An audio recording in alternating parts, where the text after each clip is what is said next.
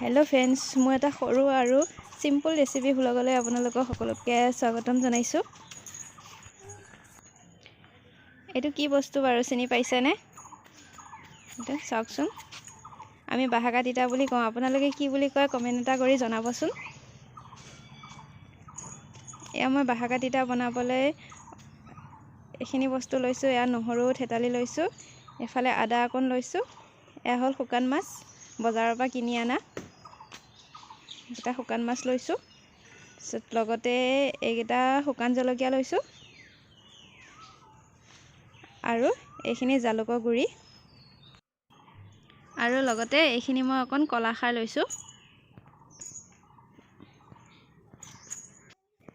আমাৰ খাদ্য তালিকাত জ্বলা মছলা টেঙা মিঠা এইবোৰটো সদায় থাকে।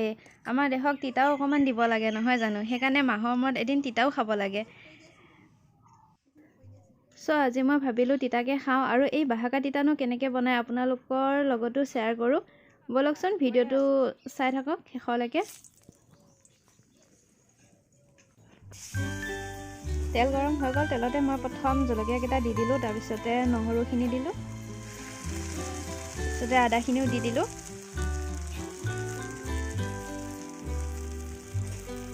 এইখিনি অলপ ভাজি ল'ম।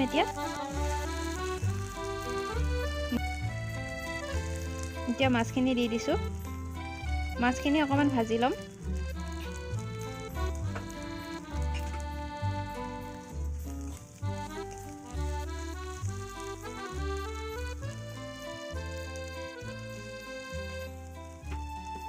বেছি টাইম ভাজিব নালাগে, 2-3 মিনিট ভাজিলেই হৈ গ'ল। প্ৰয়োজন অনুসৰি হালধি দি দিছোঁ।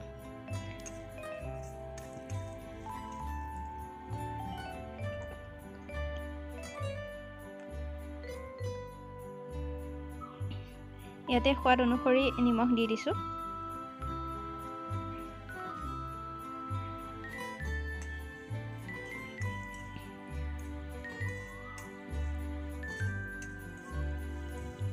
এতিয়া আকৌ অলপ টাইম ভাজি ল'ম।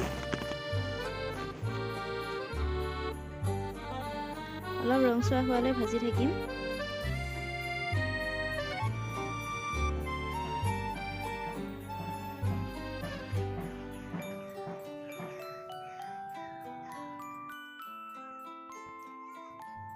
এতিয়া তিতাখিনি দি দিছোঁ। তিতাখিনি ধুই ল'লোঁ অলপ।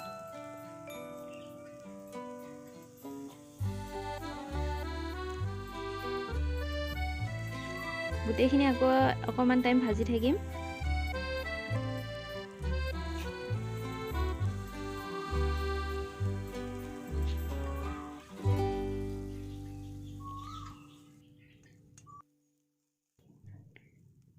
খাৰখিনি দি দিম এতিয়া।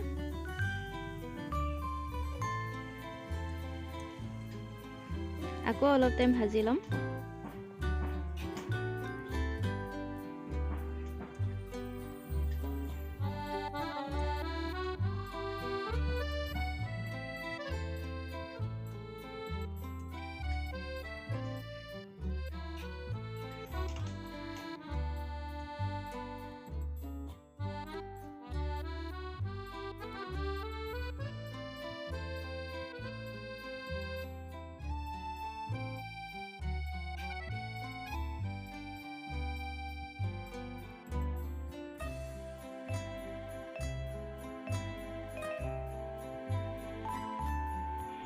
এতিয়া ইয়াতে মই অলপ ভাতৰ মাৰ দি দিছোঁ।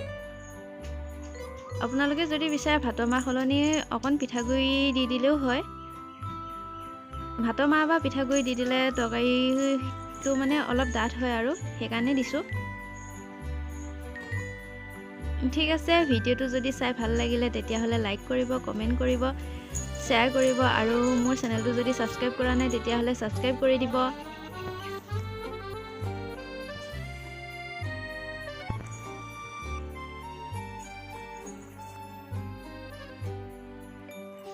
আৰু আপোনালোকে মোৰ ৰেচিপিটো ট্ৰাই কৰি চাব। খাবলৈতো তিতাই হ'ব, তিতাই বনাইছোঁ যেতিয়া, কিন্তু তথাপিও খাই ভাল পাব। ঠিক আছে, ভিডিঅ'টো চোৱাৰ বাবে বহুত বহুত ধন্যবাদ।